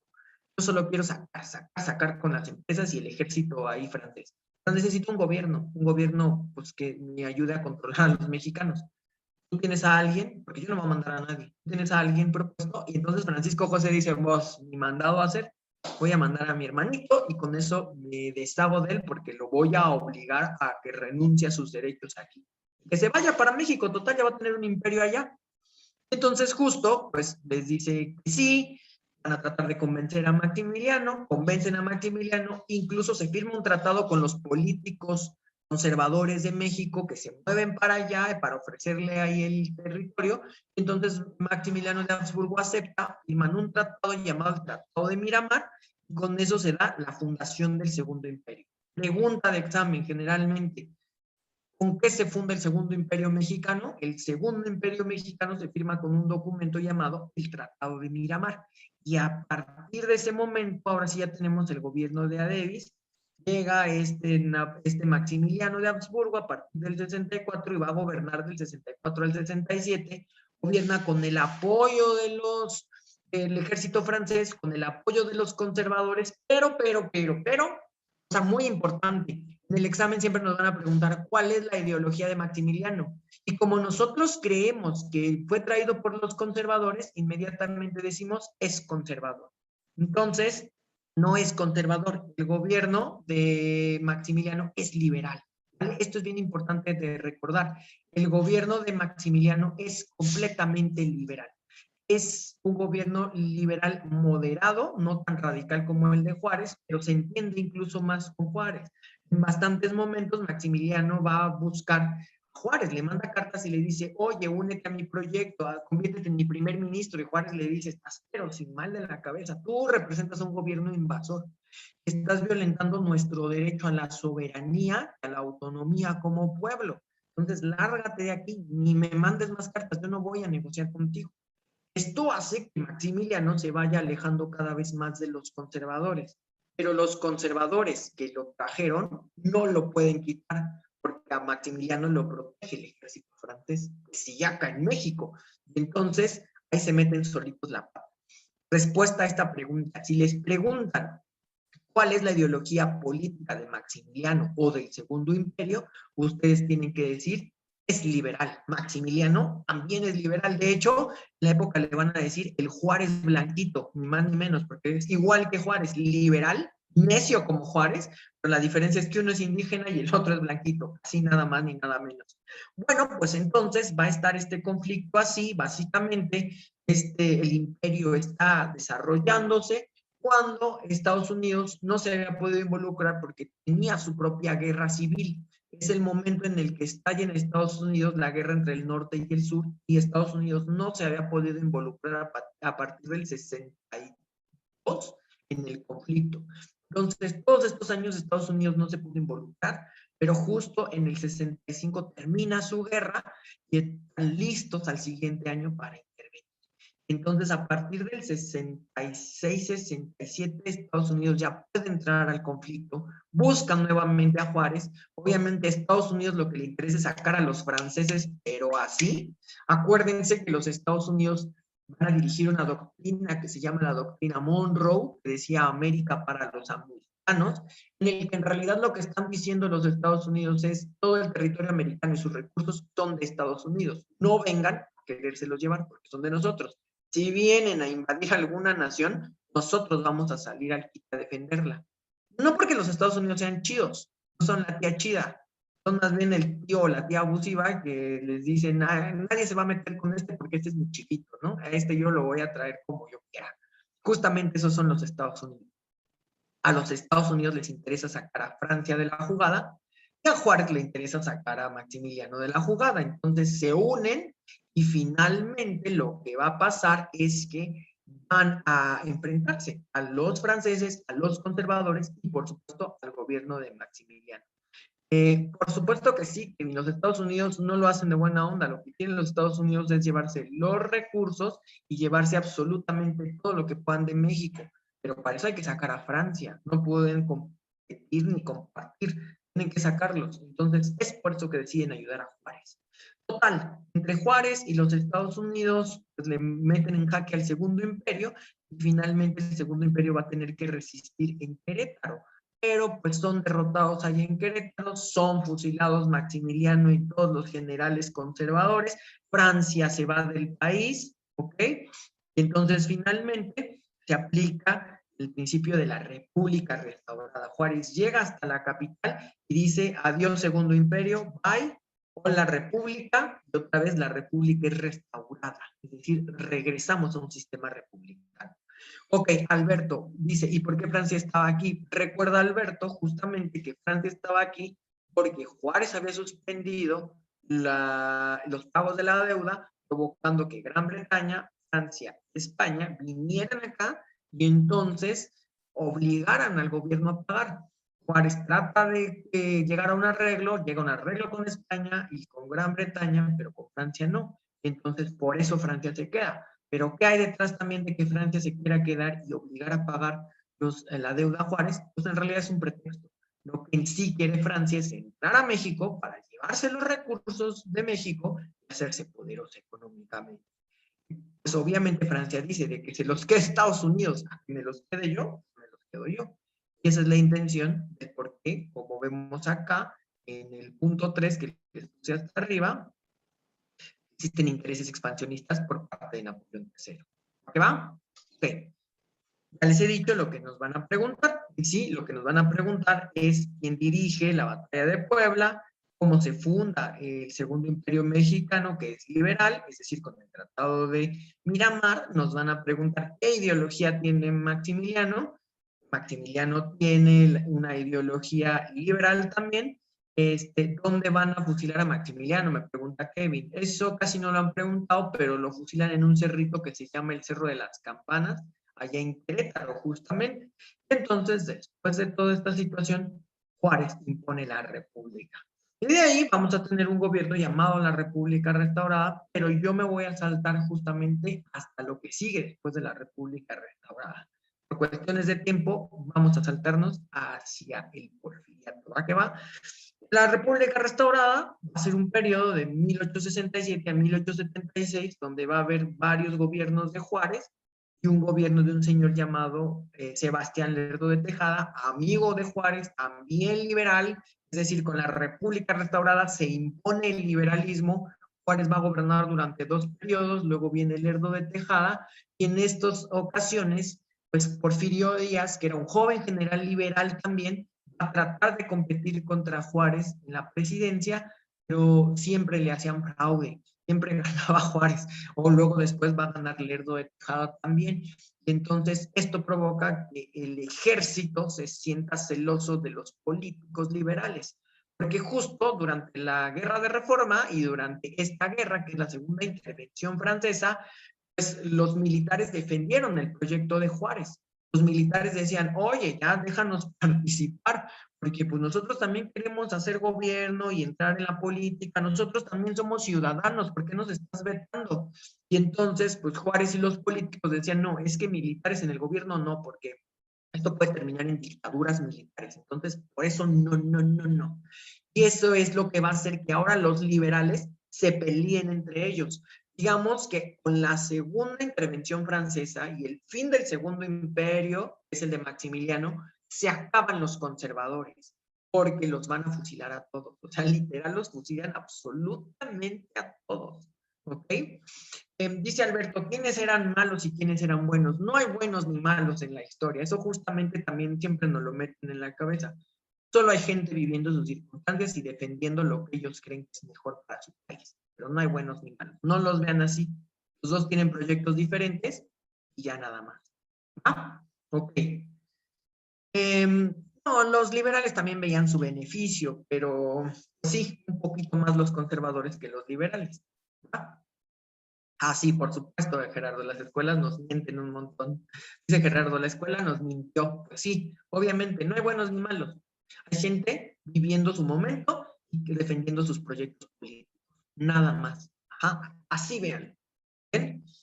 Obviamente sus propios intereses. Si eso es bueno o eso es malo, ya juzguenlo ustedes. Pero pues aquí nos vemos que se andan peleando por sus propios intereses. Eso es lo que va a pasar. Juárez se quiere quedar en el poder, porque Juárez dice, nadie más chingón para seguir mi proyecto, yo mismo, ¿no? Así no hay un sucesor, nadie me puede seguir a mí más que yo mismo, ¿no? Entonces, el mejor sucesor para mí soy yo. Y entonces Juárez empieza a tratar de quedarse en el poder, y les digo, los militares empiezan a enojar porque dicen, este dude no nos deja participar, no nada más quiere que votemos, pero no nos deja lanzar un candidato. Entonces, un grupo del ejército busca en Porfirio Díaz la persona ideal para poder ponérsele en contra a Juárez. Juárez y Díaz se conocían, alumno y maestro, han visto la Guerra de las Galaxias, ¿no? Anakin contra Obi-Wan Kenobi, ¿han visto la película? ¿No les gusta? Es que no tengo otra referencia. Dumbledore contra Snape, casi un rollo así, ¿no? Amigos, alumnos uno del otro, enfrentados por las situaciones, y entonces, pues no hay de otra. Porfirio Díaz lanza pues, su candidatura, se pelea con Juárez, ahí se muere Juárez, luego llega Lerdo de Tejada sí no era amigo para nada de Porfirio Díaz, y entonces finalmente Porfirio Díaz termina levantándose en contra de Lerdo de Tejada con un plan llamado el Plan de Tuxtepec, y con ese plan de Tuxtepec inició otro periodo de la historia llamado el Porfiriato. Pero vamos a, antes de avanzar al Porfiriato, a ver algunas de estas preguntas importantes para el examen. Fíjense, dice, forma de gobierno impuesta durante el último periodo presidencial de Antonio López de Santana. República Federal, República Central, monarquía constitucional o dictadura. ¿Cómo dijimos que se llamó este último gobierno? Exactamente, muy bien, es la D. Perfecto, así es una dictadura, la dictadura de Santana, ¿verdad? De hecho se llama. Exacto, muy bien, vi que todo el mundo me puso la D. Perfecto. Dos, en su contenido, la ley Lerdo proponía, acuérdense la palabrita clave es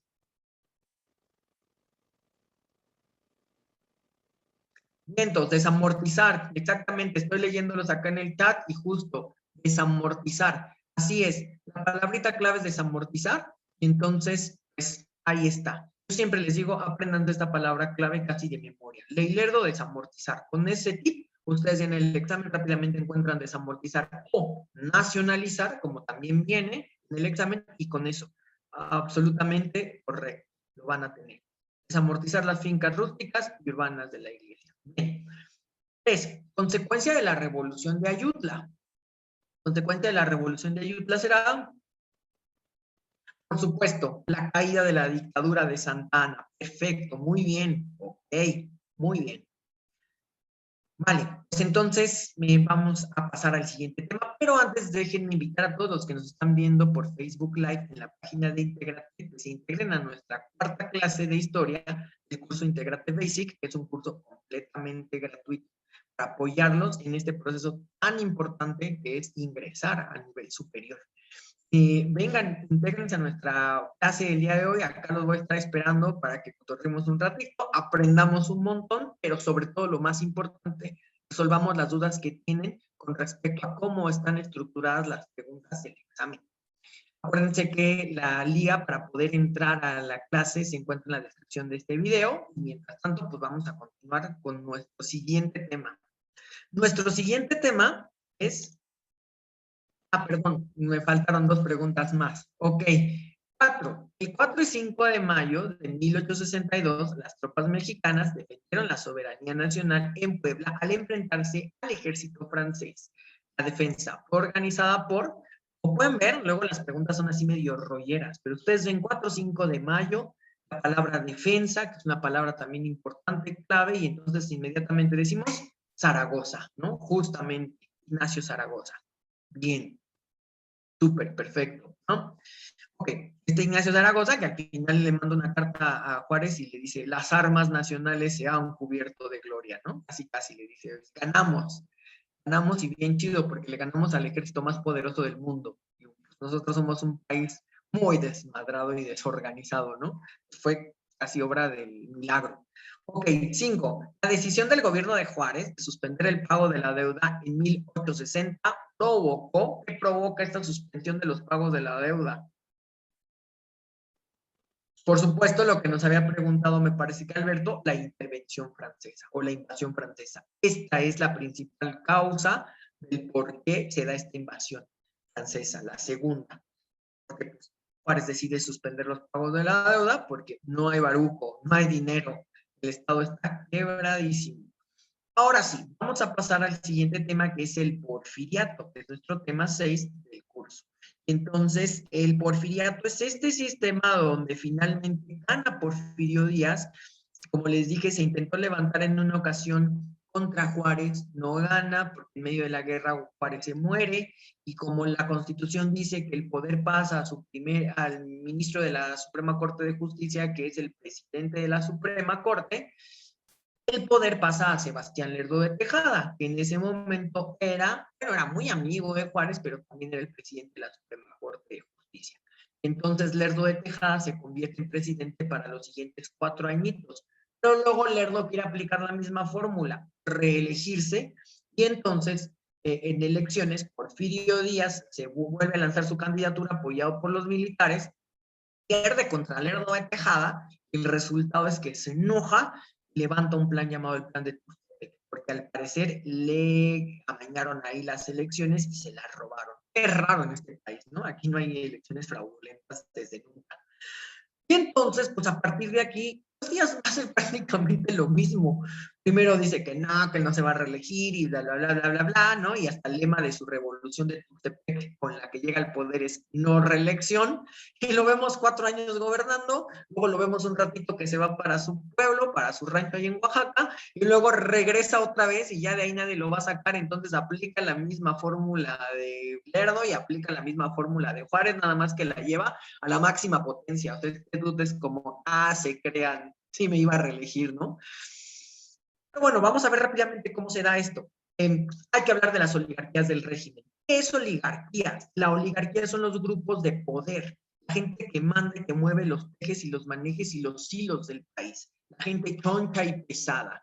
Hoy diríamos la mafia del poder, ¿no? Justamente esa es la oligarquía. Va a haber 2 oligarquías en el porfiriato que van a acompañar a Porfirio Díaz en el poder y que le van a servir para poder imponer su poder en todo el país. ¿Okay? Pregunta Kevin, de hecho con esa frase gana muchos partidarios, ¿no? Kevin, sí, la de no reelección, pero nada más los timó, por eso les digo que les dice así como se crean, sí me iba a reelegir. Y ahí está, tenemos a don Porfirio, otro siempre vivo, ¿no? Don Porfirio es como Chabelo, don Porfirio, pues todo el mundo desde los 70 años dicen, ya se muere, y nada que se muere, y siguen avanzando los años, y nada que se muere. Ya ven así, casi, casi como el Chabelo de hoy en día, que han visto ese meme donde están las columnas del Mortal Kombat y van subiendo los diferentes artistas que se van muriendo, y hasta arriba está Chabelo, y Chabelo va subiendo los niveles, Chabelo y Silvia Pinal, ¿no? Pues así Porfirio Díaz. Vivió un montón de años, hasta los 83 años, si mal no recuerdo, y gobernó 32 años seguidos, sin interrupción. 31, 32 nos dicen, ¿no? Depende de los historiadores, pero digamos que en el examen nos dicen 30 años y más, porque como no queda claro también si son 31 o 32, en el examen nos van a decir, es un gobierno que duró 30 años y más. Entonces, pues tenemos que decir inmediatamente el porfiriato. Es un gobierno que controla la democracia, por eso le llaman la dictadura, aunque hoy en día ya no tanto, ¿no? ¿Por qué no es una dictadura? Porque sí hay elecciones. En las dictaduras no hay elecciones. El líder político dictador manda y se acabó. Pone, quita y vuelve a poner, vuelve a quitar. Eso pasa en las dictaduras. El porfiriato como tal no lo era así. Aunque para el examen tenemos que recordar que se sigue hablando de una dictadura. Controló mucho la democracia porque ponía a los candidatos que él consideraba apropiados para gobernar. Él decía, los candidatos más o menos son mis amigos. Si no son mis amigos, no pueden ser candidatos y menos ganar, ¿no? Y por último, hay un sistema centralizado. Es decir, lo que va a tratar de hacer Porfirio Díaz es tomar el control de las decisiones políticas y que todo él lo conozca, que tome las decisiones, y que si él dice, no se mueve nadie, nadie se mueve. Ese es un sistema de centralización. Entonces, el señor construyó todo un aparato político alrededor suyo. A mí me gusta decir que Porfirio Díaz es como estos vatos que sacan a pasear perritos, ¿los han visto? Que traen 30 perritos en una mano y 30 perritos en otra mano, y ahí van como locos y yo no sé cómo madres le hacen, pero sueltan a uno, nada más le meten el chiflido, los perritos se paran, a otros los trae con las cadenas, sabe a quién jalarle la rienda, sabe a quién soltarle un poquito más la rienda. Entonces así imagínense a Porfirio Díaz en esa maquinaria como jalando un montón de perros, porque está jalando a todos los poderes del país y sabe cómo darles a todos lo que necesitan para soltar más la rienda con algunos y jalarle más la rienda a otros, ¿no? Hace todo, Porfirio Díaz hace absolutamente todo. Bueno, el porfiriato se va a dividir en dos etapas. Recuerden que estamos viendo las oligarquías, es decir, los grupos que acompañan a Porfirio Díaz. La primera etapa se llama la era de los tuxtepecanos y son todos estos políticos que junto con Porfirio Díaz llegaron al poder en esta revolución de Tuxtepec, pero a partir del 93 va a haber un cambio generacional. Muchos ya son grandes, se van muriendo, por eso les digo que Porfirio Díaz es como el Chabelo, porque él sí dura, ¿no? Y pues ya a partir del 93 vamos a tener a otro grupo. Ahorita vamos a ver quiénes son.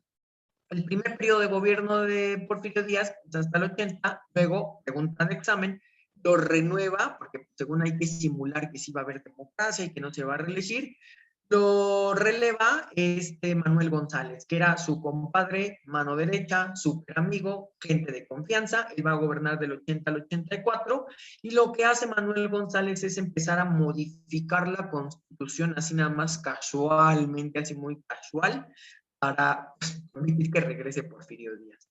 Hacen también hay unos movimientos en la economía, se quiebra la economía y la gente empieza a decir, no, pues estábamos mejor con Porfirio Díaz, estábamos más chido porque el país estaba empezando a crecer y metieron al Manuel González y se hizo un desmadre. Entonces, no, regrésenos a Porfirio Díaz. Y entonces Porfirio Díaz todavía dice, no, yo dije que ya no voy a regresar, yo les prometí, pero si ustedes quieren, pues bueno, está bien, regreso porque el pueblo me necesita, el país me demanda, ¿no? Y entonces justamente regresa para del 84 al 93 y a partir de aquí ya no se le va a poder quitar. Este grupo se llama el grupo de los tuxtepecanos, como quiero que recuerden, y la etapa final digamos, de este periodo buscó, como siempre, pacificar y estabilizar la economía. Su lema es orden y progreso, justamente es el lema del régimen, orden y progreso. Y entonces, lo que vamos a ver justamente es que el grupo de los tuxtepecanos, ese es el grupo de los militares. Esos son los que van a apoyar a Porfirio Díaz en esta primera etapa. A partir del 93, lo que vamos a tener es que llega una nueva generación de hijos de pues, empresarios extranjeros que empezaron a llegar en el porfiriato, empezaron a conseguir pues contratos en este país, así el porfiriato fue haciendo crecer la economía nacional, dando contratos, vendiendo tierras, regalando a veces hectáreas de tierra o vendiéndolas a precios muy baratos a inversionistas extranjeros. Entonces empiezan a llegar un montón de empresas extranjeras, obviamente llegan administradores, algunos dueños, bla, bla, bla, se casan aquí con las señoritas de las familias más renombradas del país y bla, bla, bla, y nace una generación de niños, ¿cómo les diré yo? Pues como mestizos extranjerones, ¿no? Es decir, papás franceses, mamás mexicanas y así, ¿no? O papás mexicanos, mamás extranjeras. Y entonces estos niños ya con el tiempo van a crecer, se van a hacer grandes, se van a ir a estudiar al extranjero. Justo lo que nos pregunta Ángel acá en el chat, nos dice, Díaz basó su gobierno a partir del principio del positivismo. Así es, Díaz empieza a establecer el positivismo, pero casual, esta generación de niñitos, de madres y padres extranjeros con otros papás y mamás mexicanos, justamente da origen a un grupo de jóvenes que se van a estudiar al extranjero y que cuando regresan a México a apoyar al gobierno de Porfirio Díaz, traen las ideas del positivismo a todo lo que da, al full, ¿no? Acuérdense que lo vimos en nuestra primera clase. Positivismo es la ideología de un señor llamado Augusto Comte, ¿no? Y entonces justo traen esta ideología, traen la ideología de hacer crecer económicamente el país, traen la ideología de convertir al porfiriato en la mejor etapa de la historia del país. Entonces, justamente también traen la revolución industrial, como bien nos dice acá Kevin en el chat. Este es el momento en el que ahora sí empiezan a llegar las fábricas en México, y entonces, acompañado con las fábricas, los que le estaba diciendo hace ratito, justamente al inicio casi de la clase, junto con las fábricas, ahora sí se empieza a desarrollar un movimiento obrero en México. pero hasta esta época, porque antes ni fábricas ni nada, es decir, México empieza a entrar en la lógica de la industrialización y en la lógica del capitalismo, lo que nos lleva a decir que prácticamente Porfirio Díaz lleva a su máxima expresión el régimen liberal. Es el principal, el político liberal como más importante, nada más que traiciona ciertas partes del liberalismo, lo que tiene que ver con los derechos. Díaz, acuérdense que suprime los derechos del pueblo con tal de hacerlos trabajar más. ¿Qué no escuchaste, Ida? Y perdón, estoy leyendo el chat. Dice, ¿quién creó el positivismo? Ah, Augusto Comte. Es un señor muy importante que planteó esta ideología de hacer crecer y llevar a las mejores etapas a los países y a las civilizaciones. Si no recuerdan quién es Augusto Comte, en nuestro canal, justamente en YouTube, se encuentran las otras clases que hemos dado y tienen que ver la clase 1 para que vean allí quién es Augusto Comte. Hablamos un poquito de Augusto Comte. Recuerden, pues está en nuestro canal, en Intégrate, en YouTube, ¿no? Ok. ¿Cuál es la razón de que Díaz tuviera tanta influencia en Francia? Pregunta Kevin. Pues justamente Francia es la potencia económica, política y militar más importante en este momento todavía. Entonces, prácticamente es como hoy Estados Unidos, ¿no? Todos los que se sienten súper civilizados y súper progres y que tienen mucho varo, quieren ser como los norteamericanos. Pues en su época, así fue, en la época del Porfirio Díaz, así fue, pero con Francia, ¿va? Esa es la idea. Justamente hecho el positivismo viene también de Francia, el liberalismo, una parte del liberalismo viene de Francia, entonces acuérdense que en Francia se dio la Revolución Francesa, entonces todo el mundo es como, oh, wow, ojalá algún día seamos como Francia, ¿no? Y es el turno de México. México está creciendo económicamente y pues dice, quiero ser como Francia. Y como ustedes pueden ver ahí en el centro, si se van a dar una vueltecita al centro de la capital, acá en la ciudad, pues prácticamente todo está súper afrancesado. Edificios franceses, estilos de calles francesas, llega un montón de la cultura francesa, ahorita lo vamos a ver un poco más adelante. Pero entonces, a partir de este momento, como dijimos, lo que va a ocurrir es que va a haber un crecimiento económico y el grupo justamente que va a acompañar a Porfirio Díaz de 1893 hasta que ya estalla la Revolución Mexicana, es el grupo de los profesionistas a los cuales se les conoce con el nombre de científicos, pero también se les dice los positivistas. ¿Por qué? Porque ellos traen esta ideología. Son estos niñitos que van a ir creciendo y que cuando llegan al 93, pues ya tienen entre 30 y 40 años, ya no son tan niñitos. Y ellos van a empezar a relevar a la generación de militares. Están más preparados económicamente, traen la ciencia positivista y entonces disparan los recursos del país y a partir del 93 es cuando México se convierte en esta potencia que todo el mundo voltea a ver y dice, no, oigan, pero pues era un país chicharronero y ahora, ¿qué onda? Ahora ya es el gran país promesa de crecimiento. Y pues vamos a ver qué es lo que hacen estos científicos y positivistas.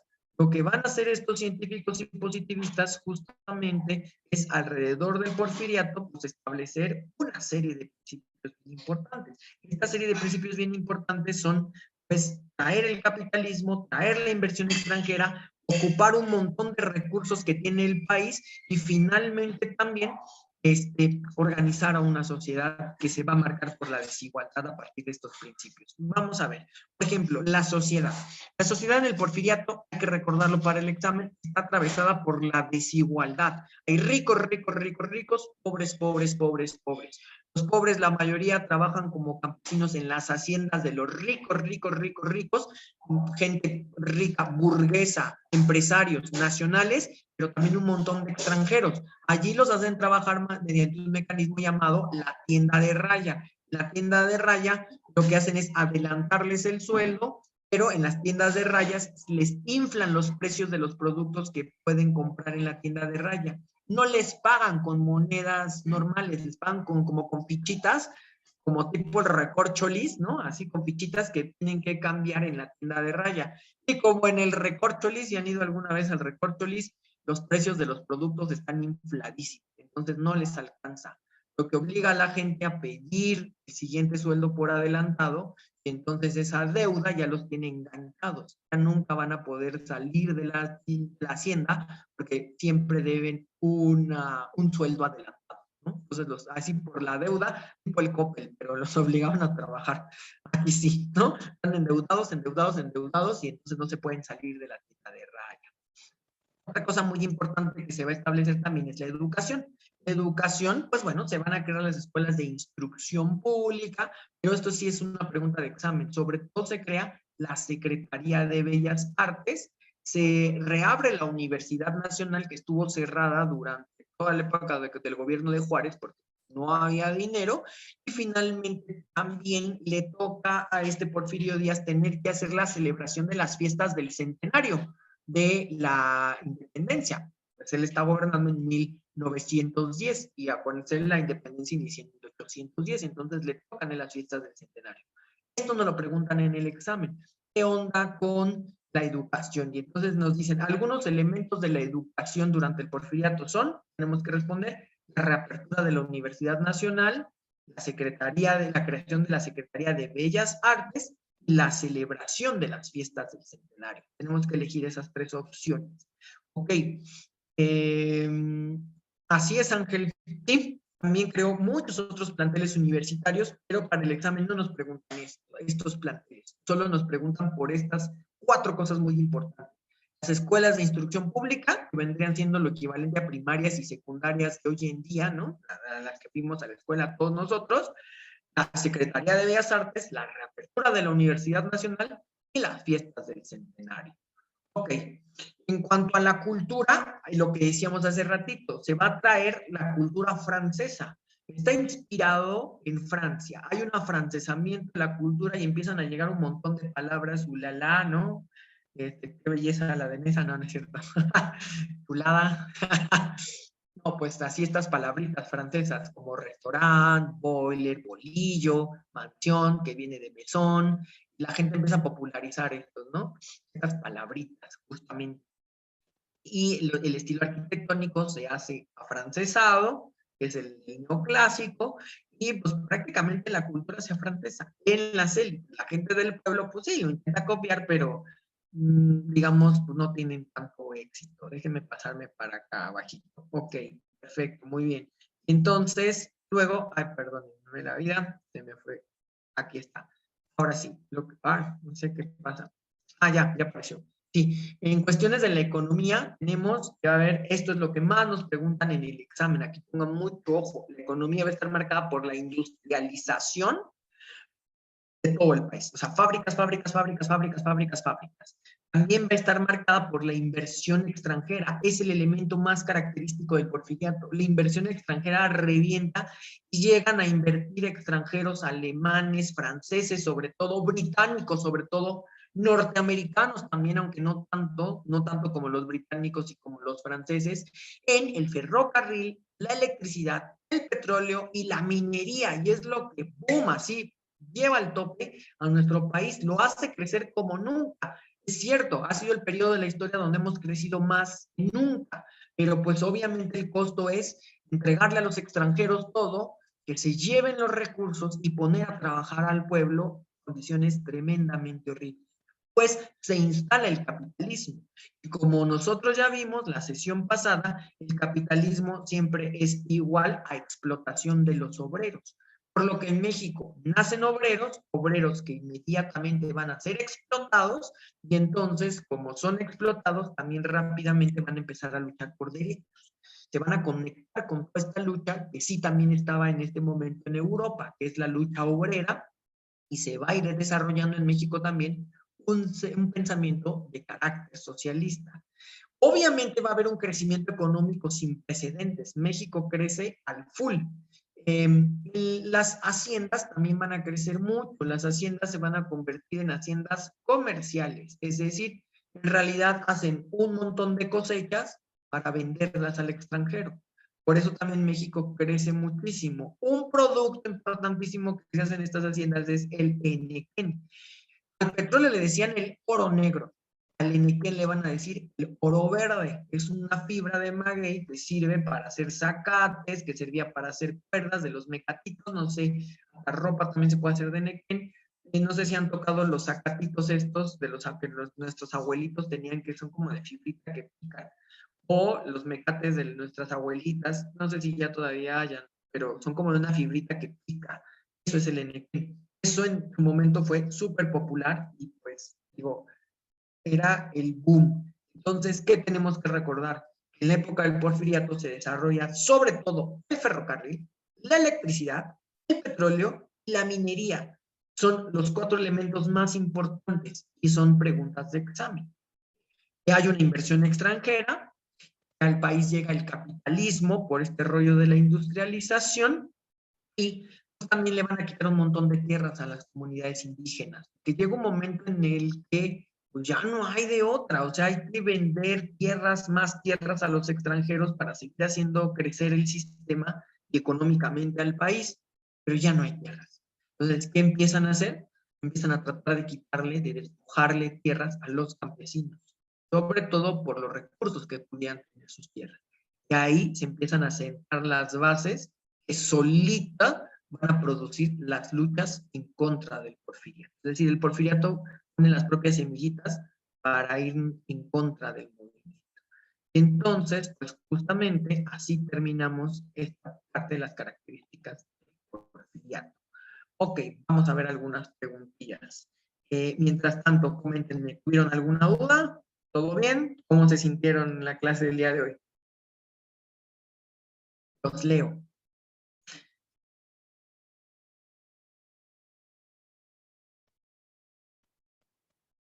Todo bien, perfecto, dice Mariana, todo bien, muy bien, ok, ok, perfecto. Daniela, recuerda que tenemos un grupo llamado Integrate Basic y ahí justamente en el grupo llamado Integrate Basic se suben las diapositivas del día de hoy. Ok, muy bien. Kevin, ¿todo bien? Ok, muy bien, perfecto. Vale, perfecto, muy bien. Entonces, vamos a ver algunas preguntas respecto al tema. Nos dice, el desarrollo económico de México durante el porfiriato se distingue por, tenemos estas 4 opciones. Ustedes díganme, ¿por cuáles se distinguirán? Ok, dice, construir las líneas ferrocarrileras y carreteras y política de puertos abiertos al capital extranjero, que es la respuesta de lo que todos me pusieron en el chat. Efectivamente, la respuesta es la de construcción de líneas ferrocarrileras y carreteras y las políticas de puertos abiertas al capital extranjero. Tenemos ahí esos elementos, ferrocarriles y la llegada de los inversionistas capitalistas. Acuérdense, capital, capitalismo, capitalistas, pues es igual a los burgueses, pero pues es esta gente. Muy bien. A 2, acciones que Porfirio Díaz llevó a cabo con la finalidad de preservar el poder absoluto de México por más de 30 años. ¿Qué dijimos que hizo? Si es una dictadura, ¿cuál será la característica más importante? Por supuesto, reprimir a los opositores. Claro que sí, a quien se le ponía en contra buscaba y ¡fum!, le volaba la cabeza. Sí, reprimir a los opositores. Muy bien, perfecto. Es, durante el porfiriato, el sector de la infraestructura, donde invirtieron principalmente los capitales extranjeros, fue el B. La respuesta correcta es, a ver, díganme, ¿qué pone? Ok, ok, me están poniendo la B. Los que nos están viendo por Facebook Live, ¿qué dice? Pues sí, efectivamente, la principal fueron los ferrocarriles. De hecho, siempre que pensamos en el porfiriato decimos, los ferrocarriles, ¿no? La gran obra, la obra cumbre del porfiriato.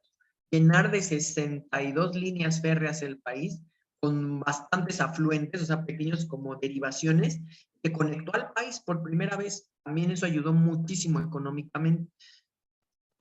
Ok, perfecto, muy bien. Bueno, pues entonces con estas 3 preguntas concluimos nuestra 4ª clase del día de historia, nuestra clase del día de hoy.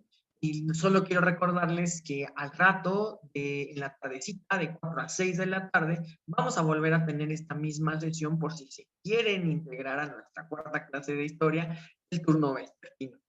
Les agradezco mucho que nos hayan seguido estas 2 horitas y a todos los que están acá, chicas, chicos, que pues, en estas 2 horitas me hayan ayudado a pues, repasar todos estos temas y me hayan seguido el paso con estas 2 horas. Les agradezco mucho. Nos vemos entonces por la tarde, quien se quiera incluir, y también les recuerdo que si no pueden, pues están las clases grabadas y se suben a nuestro canal en YouTube, se suben también a la página, y bueno, pues ya, nada más es eso. Entonces, los veo en la tardecita, y a quien no se pueda conectar, pues entonces los vemos el próximo jueves, igual en un horario de 9 a 11 por la mañana y de 4 a 6 por la tarde. En ese caso, pues sería la quinta clase del curso de historia de Intégrate Basic. Eso es todo, chicos. Muchas gracias por su atención. Nos vemos en la próxima.